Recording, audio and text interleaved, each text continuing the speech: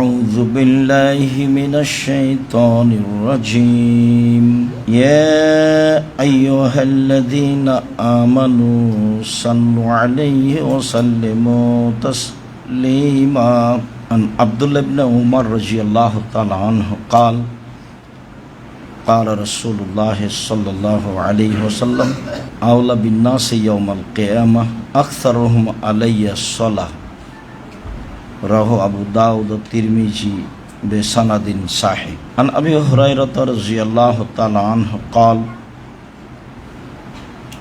قال رسول الله صلى الله عليه وسلم إذا سمعتم المؤذن فقولوا مثل ما يقول المؤذن ثم صلوا علي من صلى علي صلاة صلى الله عليه 10 مرة ثم صلوا الله لي الوسيلة فإنهم منزلة في الجنة لا تنبغي إلا لعبد من العباد وأنا أرجو أنا هو فمن سأل لي الله الوسيلة فحلت له شفاعة يوم القيامة রাহ বুখারী ও মুসলিম। সম্মানিত দ্বীনী ভাই বোন, প্রশংসা আল্লাহর জন্য, শান্তি অবতীর্ণ হোক আল্লাহর রাসূলের উপর সাল্লাল্লাহু আলাইহি ওয়াসাল্লাম। আমাদের খুতবার ধারাবাহিকতায় আজকের জুমায় বক্তব্যের বিষয় তাশাহুদ ও দুরুদ। তাশাহুদ ও দরুদ পড়া এবং বৈঠকের পথ ও পদ্ধতি এ নিয়ে আমরা এক গুরুত্বপূর্ণ সংক্ষিপ্ত তথ্যবহুল বিবরণের চেষ্টা করব ইনশাআল্লাহুল আজিজ। প্রয়োজনে আমাদের আরও জরুরি কথা থাকতে পারে। আব্দুল্লাহ ইবনে উমর রাদিয়াল্লাহু তাআলা আনহু বলেন, কানা নবী সাল্লাল্লাহু আলাইহি ওয়াসাল্লাম ইযা কাআদা ফি তাশাহুদে, যখন রাসূল সাল্লাল্লাহু আলাইহি ওয়াসাল্লাম আত্তাহিয়াত পড়ার জন্য বসতেন, যখন রাসূল সাল্লাল্লাহু আলাইহি সাল্লাম তাশাহুদ পড়ার জন্য বসতেন, ফাওয়াজা ইয়াদাহু আলা রুকবাতিহিল ইসরা, ফাওয়াজা ইয়াদাহুল ইসরা আলা রুকবাতিহিল ইসরা, তিনি তার বাম হাত বাম উরু হাঁটুর উপরে রাখতেন। ওয়াজা ইয়াদাহুল ইয়ুমনা আলা রুকবাতিহিল ইয়ুমনা, তিনি তার ডান হাত ডান হাঁটুর উপরে রাখতেন। সুম্মা কাআদা সালাসাতা ওয়া খামসিনা ওয়া আশারা বিস-সাবাবা, তারপর তিনি 53 আঙ্গুলের গিরা করতেন। 53 বুঝাতে যারা বুঝিয়েছেন তারা সংখ্যা হিসাবে একটা গণনার পদ্ধতি দেখিয়েছেন, আর যারা 53কে 3 কোণা বুঝেছেন তারা এইভাবে আঙ্গুলকে জমা করা বুঝেছেন। আর এইভাবে আঙ্গুলকে জমা করা পরবর্তী হাদিসে স্পষ্ট হয়।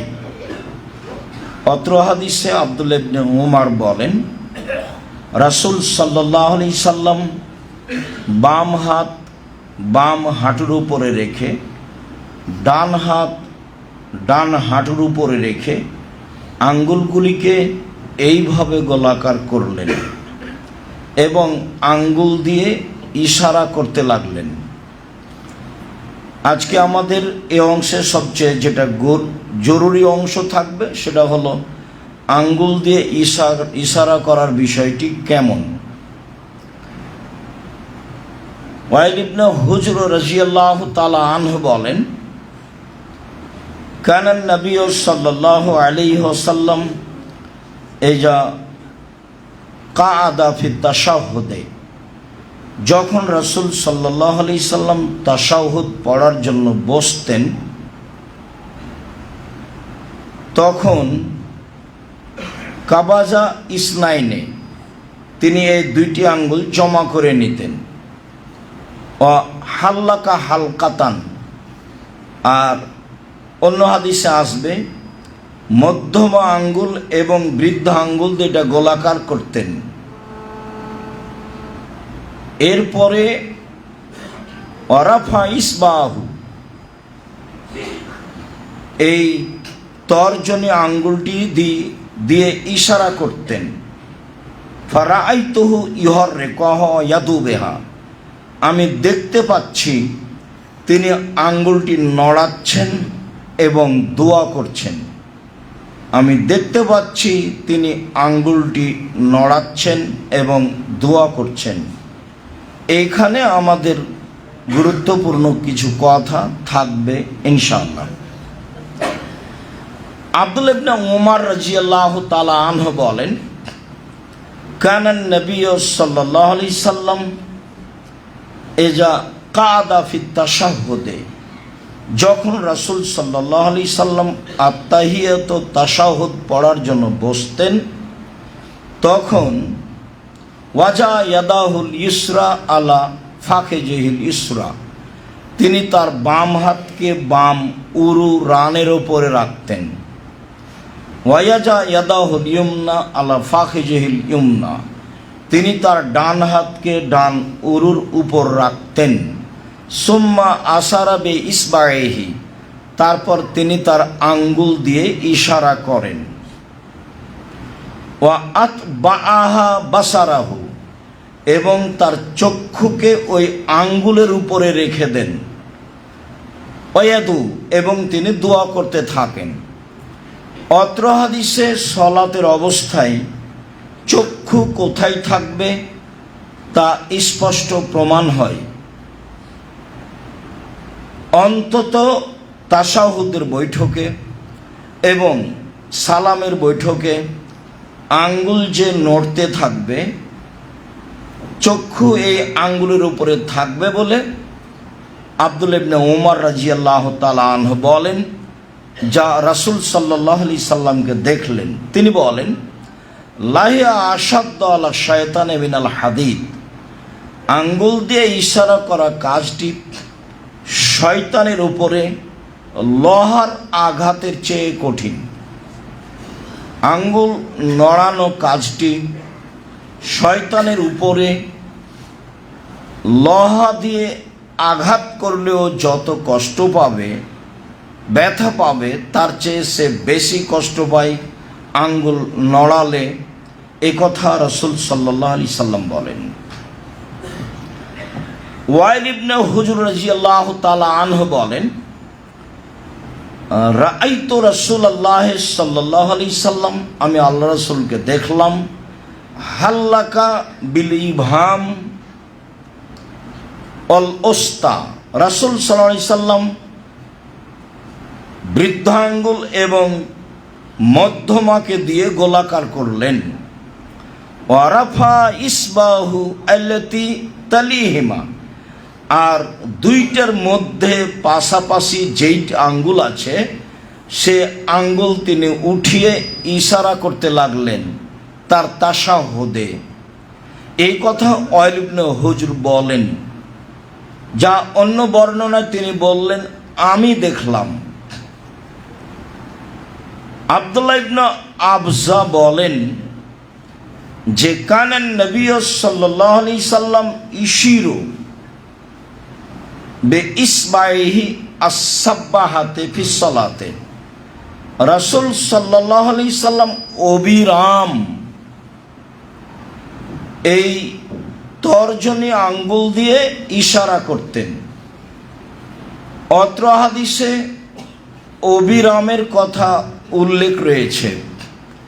সব হাদিসগুলি লক্ষ্য করলে বোঝা যায় যে রাসূল সাল্লাল্লাহু আলাইহি সাল্লাম অবিরামী আঙ্গুল নড়াতেন।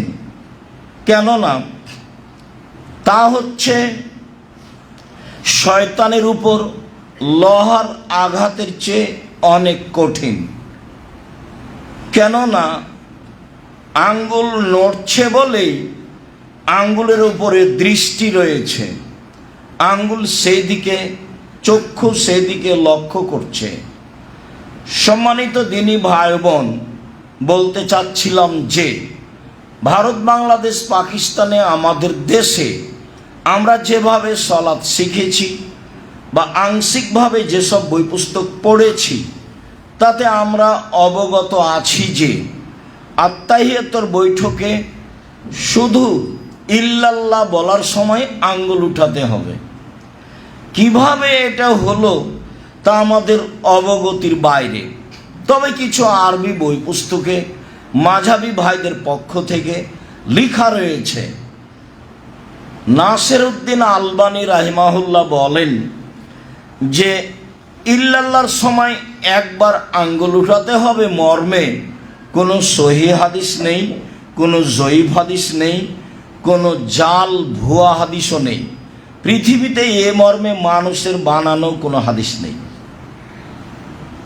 অতএব শয়তানকে আঘাত করো তো চূড়ান্ত সিদ্ধান্ত এটাই যে আত্তাহিয়াতুর শুরু থেকে নিয়ে শেষ পর্যন্ত, আবার সালাম পর্যন্ত অবিরাম আঙ্গুল নড়তে থাকবে, এটাই সঠিক। যা আমরা সালাত শিক্ষা বইয়ে বিস্তারিত আপনাদের সামনে পেশ করেছি। তাতে আমরা দাবি রেখেছি নিজে পড়বেন, আত্মীয় স্বজন ভাই বোনকে পড়তে বলবেন এবং বিভিন্ন মসজিদে ভাই বোনকে, বন্ধু বান্ধবকে উপঢৌকন দিবেন, রাখবেন বলে আশাবাদী। আমরা এতে আরও বলতে চেয়েছি যে রাসূল সাল্লাল্লাহু আলাইহি সাল্লামের সলাতের পদ্ধতি এটাই, বরং একবার আঙ্গুল উঠাতে হবে, এইটা সলাতের মধ্যে একটি বড় ধরনের ভুল পদ্ধতি, যা প্রমাণ করা কোনো প্রকারেই সম্ভব নয়। একটা বহু প্রথাগত ইবাদত আছে, তার একটা চলন্ত প্রথাগত ইবাদত, তা হচ্ছে ইল্লাল্লাহর সময় আঙ্গুল উঠানো। সম্মানিত দিনী ভাই বোন, আমাদের কাছে আরও স্পষ্ট হয়ে যাক যে তাশাহুদের বৈঠকে শুরু থেকে নিয়ে শেষ পর্যন্ত, সালামের বৈঠকে শুরু থেকে নিয়ে শেষ পর্যন্ত আঙ্গুলটি অবিরাম নড়তে থাকবে, চক্ষু দৃষ্টি আঙ্গুলের উপরে থাকবে এবং এ দিয়ে শয়তানকে লোহার চেয়ে কঠিনভাবে আঘাত করা হবে। আশা যে আমরা বিষয়টি খুব ভালোভাবেই বুঝেছি এবং যারা আমাদের সাথে অনলাইনে রয়েছেন সময়ের গতিতে আমাদের ধারাবাহিক সলাতের বক্তব্য অবগত হবেন, তারাও জানতে পারবেন বলে আমরা আশাবাদী। সাথে সাথে বিষয়টি আরও দিনী ভাই বোনকে অবগত করাবেন বলে আমরা আশাবাদী। সম্মানিত দিনী ভাই বোন, আব্দুল্লাহ ইবনে উমর রাদিয়াল্লাহু তাআলা আনহু বলেন, রাসূল সাল্লাল্লাহু আলাইহি সাল্লাম বললেন, শোনো, এজা জালাসা আহাদুকুম, যখন তোমাদের কোনো ব্যক্তি তাশাহুদের বৈঠকে বসবে, ফালিয়াকুল, সেজন্য বলে, আত্তাহিয়াতু লিল্লাহি ওয়াসসালাওয়াতু ওয়াত-তাইয়্যিবাতু। শারীরিক ইবাদত, আর্থিক ইবাদত, মৌখিক ইবাদত একমাত্র আল্লাহর জন্য। ইবাদত করতে অর্থ লাগে এমন ইবাদত দুনিয়াতে আছে যা আপনারা বুঝেন, হজ উমরা। শারীরিক চেষ্টা প্রচেষ্টা লাগে ইবাদত আছে, তা হচ্ছে সলাত, তাসবিহ, তাহলিল, জিকির আজকার বসে বসে হয়, তা আমরা অবগত। আত্তাহিয়াতু লিল্লাহি ওয়াসসালাওয়াতু ওয়াত-তাইয়্যিবাতু, সব ইবাদত আল্লাহর জন্য। আসসালামু আলাইকা আইয়ুহান নবিয়্যু ওয়া রাহমাতুল্লাহি ওয়া বারাকাতুহু, হে নবী, আপনার উপরে শান্তি অবতীর্ণ হোক, বরকত অবতীর্ণ হোক, আর দয়া ও রহমত অবতীর্ণ হোক। আসসালামু আলাইনা, এবং শান্তি দয়া বরকত আমাদের উপরে হোক। ওয়ালা ইবাদিল্লাহি সলিহিন, পৃথিবীর সব সৎ কর্মশীল পুরুষ নারীদের উপরে সালাম, শান্তি, দয়া, নিরাপত্তা অবতীর্ণ হোক। আশহাদু আল্লা ইলাহা ইল্লাল্লাহ, আমি সাক্ষ্য দিচ্ছি আল্লাহ ছাড়া কোনো মাবুদ নেই। ওয়া আশহাদু আন্না মুহাম্মাদান আবদুহু রাসূলুহু, আমি আরও সাক্ষী দিচ্ছি যে মুহাম্মদ সাল্লাল্লাহু আলাইহি সাল্লাম তার রাসূল এবং তার দাস বান্দা। তিনি তেমন কিছু নন, তিনি একজন মানুষ। তিনি রাসূল এবং আল্লাহর দাস। সুবহানাল্লাযী আসরা বিআবদিহি লাইলাম মিনাল মসজিদিল হারাম ইলাল মসজিদিল আকসা। তিনি আল্লাহ, যিনি তার দাসকে, তার গোলামকে, মুহাম্মদ সাল্লাল্লাহু আলাইহি সাল্লামকে কাবা ঘর থেকে বাইতুল মুকাদ্দাসে নিয়ে গেলেন বোরাকের মাধ্যমে। যা ঘটনা আছে তা আপনারা জানেন। তাতে আল্লাহ বলেছেন তিনি তার দাসকে নিয়ে গেলেন। মুহাম্মদ সাল্লাল্লাহু আলাইহি সাল্লামকে নিয়ে গেলেন। সম্মানিত দিনী ভাই বোন, এই বাক্যের পরে যেটুকু আছে সেটুকু আমাদের জন্য আরো জরুরি। রাসূল সাল্লাল্লাহু আলাইহি সাল্লাম বলেন, ওয়াল ইয়াতাখাইয়ার মিনাদ দুআয়ে মা আজাবাহু ফায়াদুহু। এরপরে যার যেটা দোয়া ভালো লাগে, যে যেটা পছন্দ করতে পারে, সে যেন সেই দোয়া পড়ে। অত্র হাদিসে তাশাহুদের পরেই এই বিবরণ রয়েছে। কিন্তু আমরা দুরুদের পরে কেন বলছি এই কথা? আমরা কিন্তু আমাদের কথার ধারাবাহিকতায় বলি যে আগে তাশাহুদ পড়তে হবে, তারপরে দুরুদ পড়তে হবে, তারপরে দোয়ায়ে মাসুরা পড়তে হবে, যেগুলো আমাদের ধারাবাহিক আলোচনায় আসবে পরবর্তী জুমাগুলিতে ইনশাআল্লাহ। তো আমরা অত্র হাদিসে আল্লাহ বলছেন, রাসূল সাল্লাল্লাহু আলাইহি সাল্লাম বলছেন, হাদিস বুখারী মুসলিম, যে এখন তার পছন্দ মতো দোয়া করুক। কিন্তু আমরা এই অংশকে দুরুদের পরে কেন নিয়ে গেলাম? দুরুদের পরে এই জন্য নিয়ে গেলাম, উমর রাদিয়াল্লাহু তাআলা আনহু বলেন, রাসূল সাল্লাল্লাহু আলাইহি সাল্লাম বলেছেন, পৃথিবীর মানুষ শুনে রেখো, আর দুআ মাওকুফুন বাইনাস সামায়ে ওয়াল আরদে লা ইয়াসআদু মিনহু শাই হাত্তা তুসাল্লি আলা নবিয়িকা। ওমর মনে রাখেন, মানুষের, তোমাদের দোয়া আকাশে সরিষা সমপরিমাণও যাবে না যদি দুরুদ না পড়া হয়। আগে আমার উপরে দুরুদ পড়ো, তারপরে দোয়া করো, তাহলে তোমাদের দোয়া আকাশে উপরে চলে যাবে। যার কারণে আমরা আত্তাহিয়াত তাশাহুদ বলার পরে, দোয়ায়ে দুরুদ পড়ার পরে বাকি দোয়াগুলো বলার জন্য ধারাবাহিক আলোচনা রেখেছি। সম্মানিত দিনী ভাই বোন, অত্র হাদিসে যা আমরা বুঝেছি তাতে সালামের বৈঠকে ইচ্ছামতো দোয়া পড়তে পারি। অতীতের বিবরণে বুঝেছি যে রুকু এবং সিজদায় কোরআন মাজিদ পড়তে পাওয়া যাবে না, নিষেধ করা হয়েছে। এটাই ঠিক যে রুকু এবং সিজদায় কোরআন মাজিদ পড়তে পাওয়া যাবে না, এটা নিষেধ। এখন সালামের বৈঠকে আল্লাহ রাসূল বললেন, বাছাই করে নাও যা ভালো লাগে। আমি পরামর্শে বলেছি, রব্বির হামহুমা কামা রাব্বায়ানি সাগীরা। এটা আমার পরামর্শ। এছাড়া আপনার যা দোয়া মুখস্থ আছে কোরআন হাদিস থেকে সব বলে নেন, যা ভালো লাগে। সালামের বৈঠকে আল্লাহুম্মা ইন্নাকা আফুব্বুন তুহিব্বুল আফওয়া ফা'ফু আন্নী, আল্লাহ তুমি ক্ষমাশীল, ক্ষমাকে ভালোবাসো, আমাকে ক্ষমা কর। আল্লাহুম্মা ইন্না নাসআলুকাল হুদা ওয়াত তুকা ওয়াল আফাফা ওয়াল গিনা।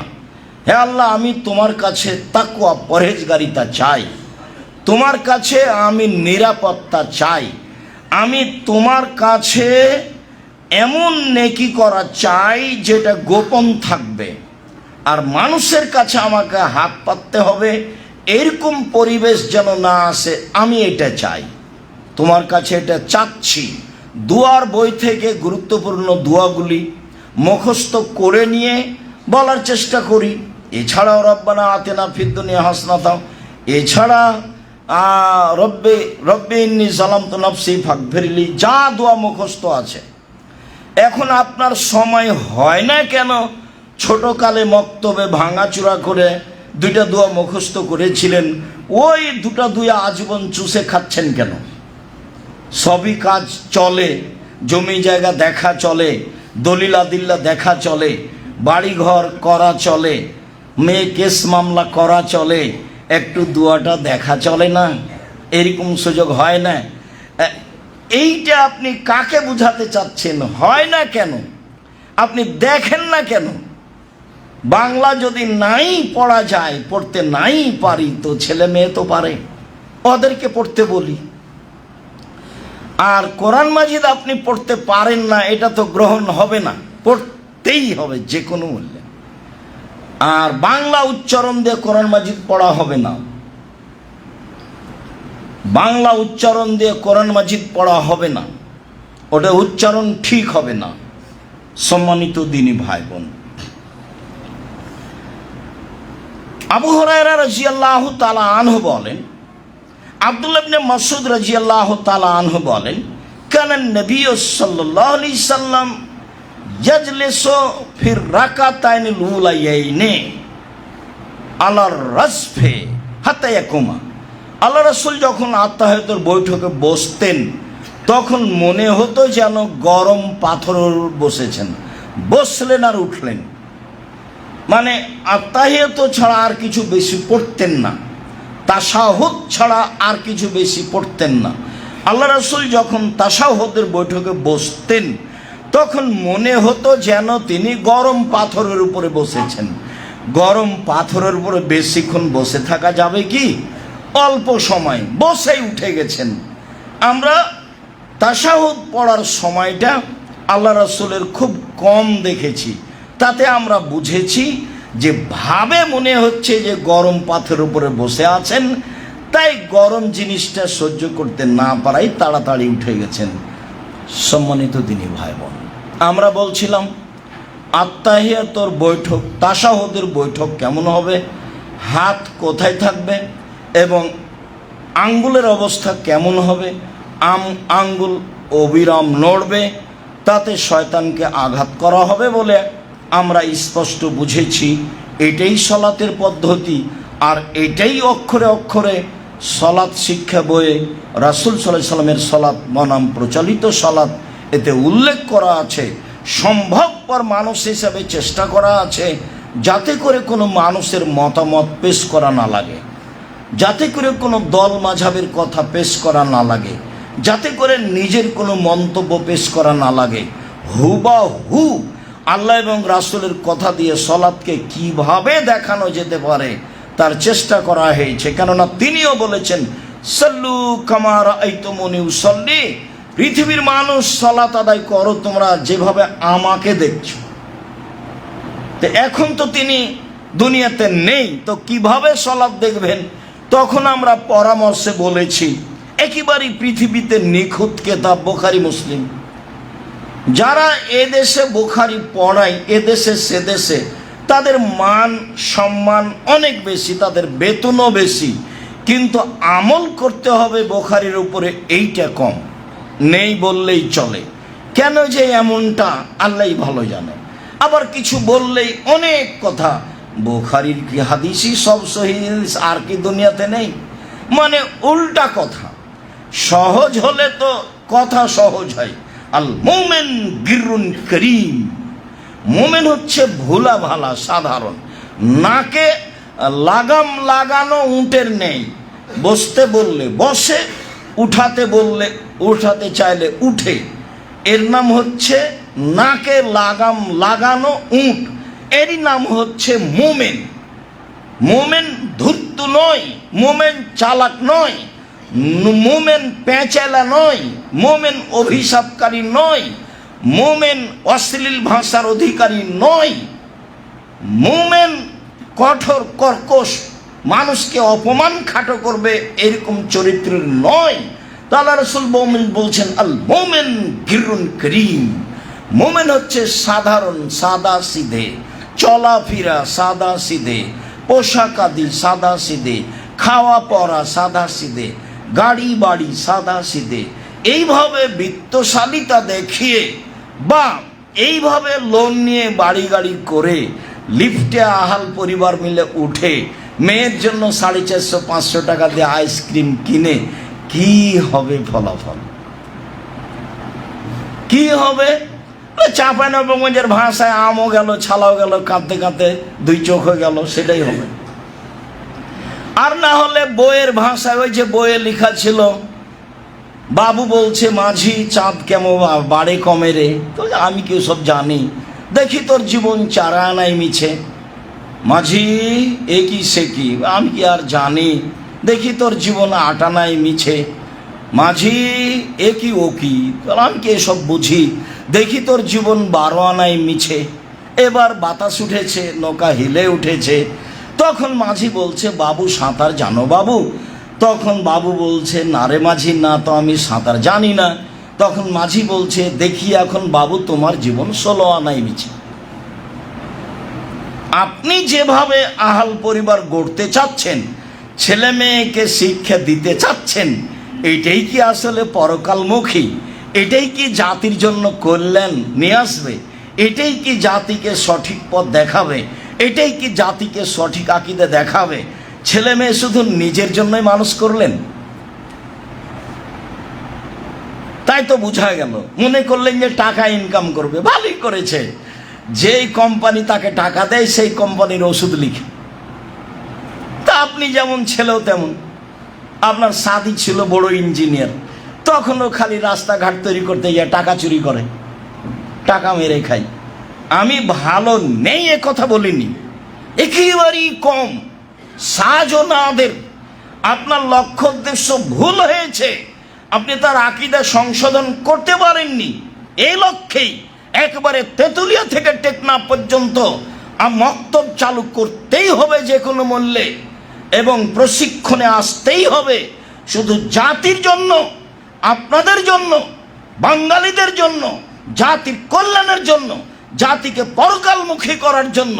জামিয়া সালাফিয়া রিস্ক নিয়ে একেবারে পরকালের আশায় ইমামদের প্রশিক্ষণের ব্যবস্থা, বড় বড় ইমাম রেখে, প্রশিক্ষক রেখে, ব্যয়বহুল পয়সা খরচ করে, যাওয়া ফিরি দিয়ে, আসা ফিরি দিয়ে, থাকা খাওয়া ফিরি দিয়ে, বই পুস্তক ফিরি দিয়ে জীবন বাজি রেখে চেষ্টা চালাচ্ছি। তাতে আমাদের কি স্বার্থ?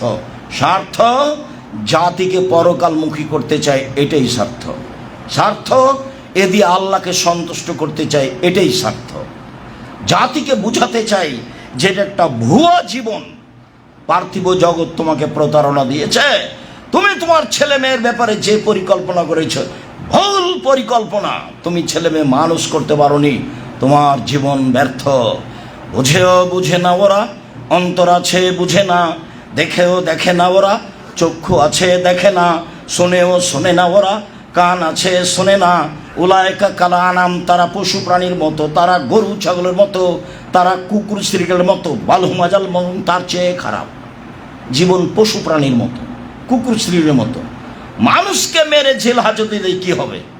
ক্ষমতা দেখিয়ে, তারপর দেখিয়ে, দল করে কি হবে? জয় হলেন, 5 বছর থাকলেন, কাকে পরাজয় করলেন, কত বদনাম করলেন। বদনাম করেছেন মানে জাহান্নামে চলে গেছে। ও ঢুকেনি কেন? মরেনি এই জন্য। ও তো মানুষের সাথে জড়িত পাপ, আল্লাহর সাথে জড়িত পাপ নয়। আল্লাহর সাথে জড়িত পাপের পথ সহজ। সুদ যত বড়ই পাপ হোক না কেন, সুদের যে ভাষা আল্লাহ রাসূল উল্লেখ করেছেন, পৃথিবীর কোনো পাপের ভাষা এভাবে আল্লাহ রাসূল উল্লেখ করেননি।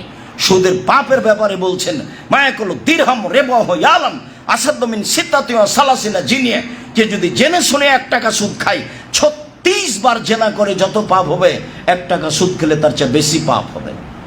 জেনা মানে অবিবাহিত ছেলে মেয়ে জেনা করলে 100 লাঠি পিটিয়ে তাকে এলাকা থেকে 1 বছরের জন্য তাড়িয়ে দিতে হবে। জেনা মানে বিবাহিত ছেলে মেয়ে জেনা করলে তাকে ইট ঢেল পাথর দিয়ে মেরে মেরে মেরে ফেলতে হবে। তার পৃথিবীতে বেঁচে থাকার কোনো সুযোগই নাই। তার নাম জেনা বিবাহ করার পরে রাসূল সাল্লাল্লাহু আলাইহি ওয়াসাল্লাম বলছেন, কে যদি জেনে শুনে 1 টাকা সুদ খায়, 36 বার জেনা করে যত পাপ হবে, 1 টাকা সুদ খেলে তার চেয়ে বেশি পাপ হবে। রাসূল সাল্লাল্লাহু আলাইহি ওয়াসাল্লাম বলেন, রেবাস সাবুনা জুজান আইসা রাহুল রাজুল উম্মাহু।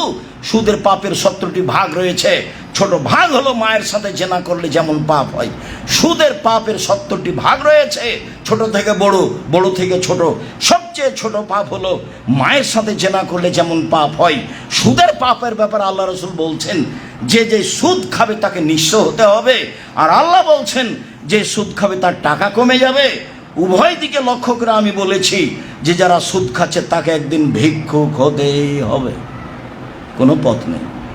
ওতে টাকার উপরে জুলুম করা হয়, ওতে টাকার উপরে জুলুম করা হয়।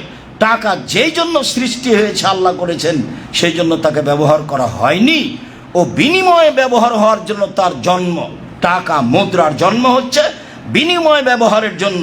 যখন মানুষ বিনিময়ে ব্যবহার না করে তাকে নিয়েছে, তাকে দিয়েই তা বেশি নিয়েছে, তখন তার উপরে জুলুম করে ছেড়ে টিকবে না। সম্মানিত দিনী ভাই বোন, বলছিলাম এইভাবে সমাজ পরিচালনায় মানুষের বদনাম করে ইহকালও গেল পরকালও গেল, কোনোটাই টিকলো না।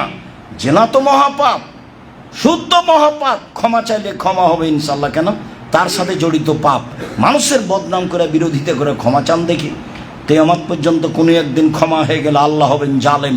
আর আল্লাহ বলেছেন জুলুম আমার উপরে হারাম করেছে, আমি এমন কাজ করি না। যার অন্যায় করেছে, যার বদনাম করেছে, সেখানে ক্ষমা নেওয়া। সম্মানিত দিনী ভাই বোন, বলছিলাম আমাদের দেশে ভুল পদ্ধতিতে জীবন চলছে। আপনারা আমার কেন কোরআন মাজিদ পড়ি না, কেন দোয়াগুলো শিখে না? শেখা উচিত।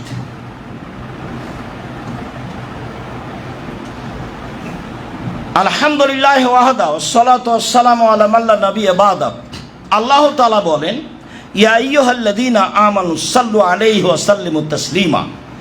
হে পৃথিবীর মানুষ, ঈমানদার পুরুষ নারী, তোমরা মুহাম্মদ সাল্লাল্লাহু আলাইহি সাল্লামের উপরে দরুদ পড়ো, তাকে সালাম দাও, দরুদ পড়ো।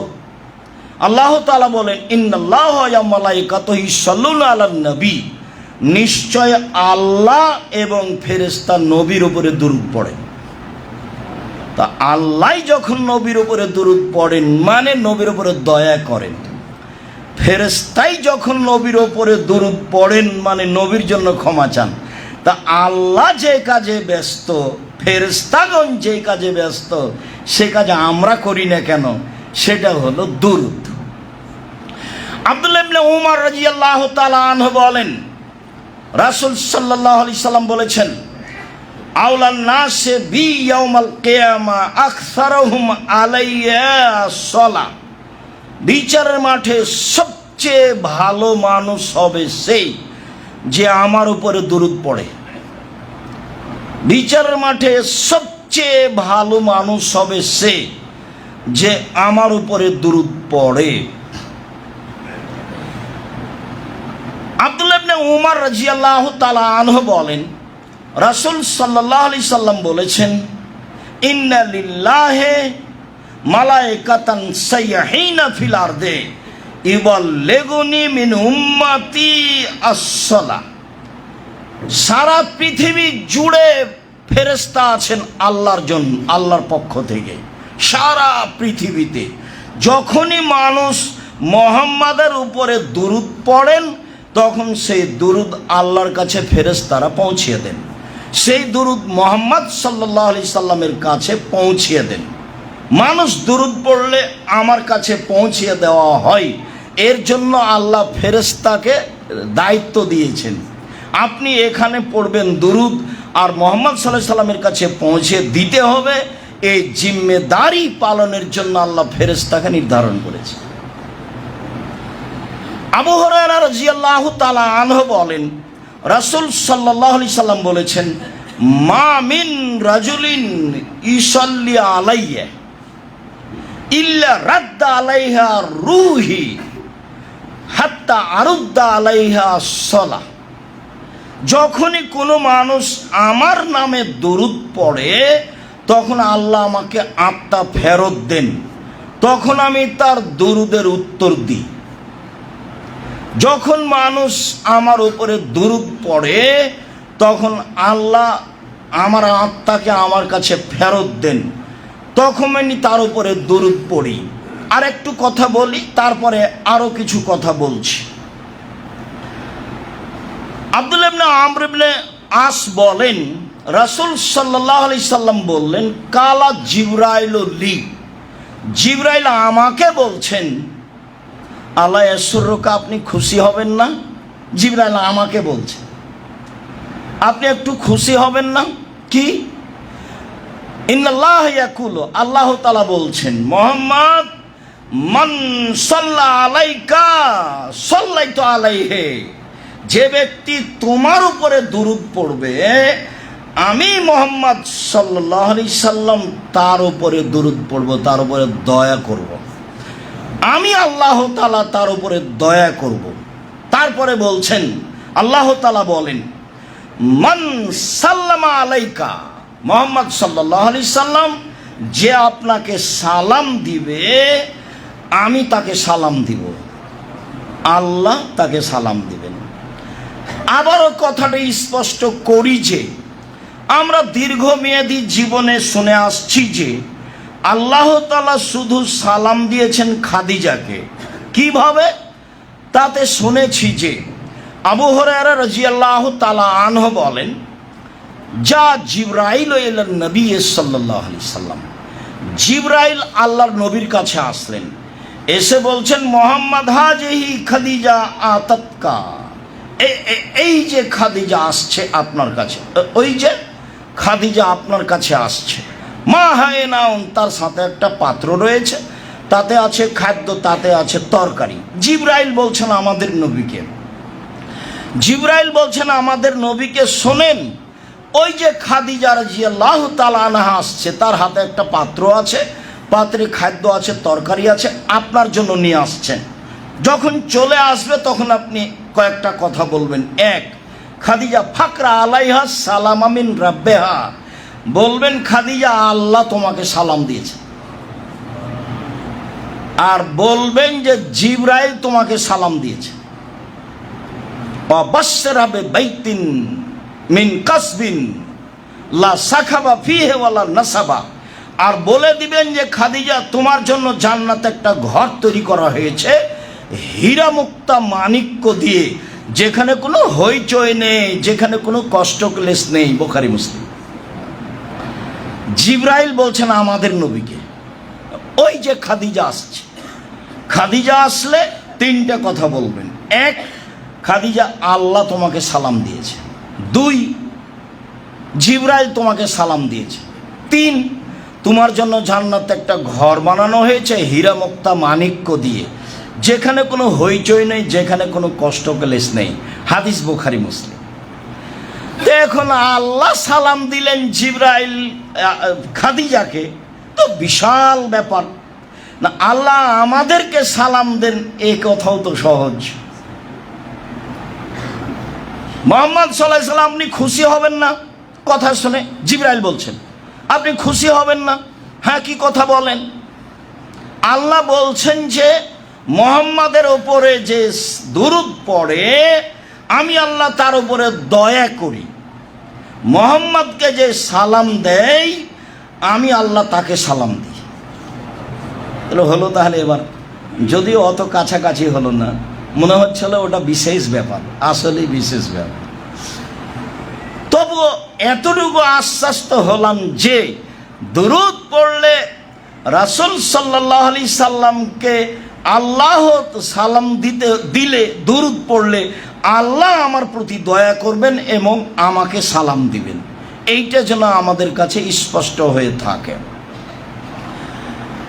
আবু হুরায়রা রাদিয়াল্লাহু তাআলা আনহু বলেন, রাসূল সাল্লাল্লাহু আলাইহি সাল্লাম বললেন, ইন্না মিন আফজালি আইয়ামিকুম ইয়াউমাল জুমআ, পৃথিবীর মানুষ শুনে রেখো, তোমাদের দিনগুলির মধ্যে সবচেয়ে উত্তম দিন হচ্ছে জুমার দিন। তোমাদের দিনগুলির মধ্যে সবচেয়ে উত্তম দিন হচ্ছে জুমার দিন। ফিহে ইয়াউমাল কিয়ামা, জুমার দিনে কিয়ামত ঘটবে। অফিহা নাফকা, জুমার দিনে সিংহায় ফুঁক দেওয়া হবে। অসাকা, জুমার দিনে পৃথিবী ভেঙে চৌচির খণ্ড খণ্ড হয়ে যাবে। এরপরে বলছেন, শোনো, ফাকসিরু আলাইয়া ইয়াউমাল জুমা আসসালা, তোমরা জুমার দিনে আমার উপরে বেশি বেশি দুরূদ পড়ো। তোমরা জুমার দিনে আমার উপরে বেশি বেশি দুরূদ পড়ো। ফাইনা সালাতাকুম মারজাতুন আলাইয়া, তোমাদের দুরূদ আমার কাছে পেশ করা হয়, তোমাদের দুরূদ আমার কাছে পেশ করা হবে। এই পর্যন্ত বলতেই সাহাবীগণ বলছেন, আল্লাহ রাসূল কাইফা তুরাজু সালাতুনা আলাইকা, আমাদের দুরূদ আপনাদের সামনে, আপনার সামনে কিভাবে পেশ করা হবে? ওকাদ আমলাই, তা আপনি তো মাটিতে মিশিয়ে যাবেন, হাড় হাড্ডি কোথায় মাটিতে গলে যাবে, আর আপনাকে আমাদের দুরূদ পেশ করা হবে মানে? তখন আল্লাহ রাসূল বলছেন, শোনো, ইন্নাল্লাহ হাররামা আলাল আরজে আন তাকুল আজসাদাল আমবিয়া, নিশ্চয় আল্লাহ তাআলা মাটির ওপরে হারাম করেছেন যে নবীদের লাশকে খেয়ে ফেলবে। তাহলে নবীদের লাশ একবারে হুবাহু তাই আছে, আদম থেকে নিয়ে কিয়ামত পর্যন্ত কিভাবে আছে, যেভাবে রেখেছেন সেভাবে আছে, কিভাবে থাকে, যেভাবে রাখেন সেভাবে থাকে, কিভাবে থাকবে, যেভাবে রাখেন সেভাবে থাকবে। দাজ্জালকে তো বাঁধা অবস্থা দেখলেন তামিমদারি, তো এই শতাব্দীতে মানুষ দাজ্জালকে খুঁজে পায় না, কোথায় আছে? তো সেটা তো আল্লাহর জিম্মেদারি, সেই জিম্মেদারি আল্লাহর। অতএব তোমরা দুরূদ পড়ো, আমার উপরে তোমাদের দুরূদ পেশ করা হয়, আমি আত্মা ফেরত পেয়ে তোমাদের দুরূদের উত্তর দিয়ে থাকি।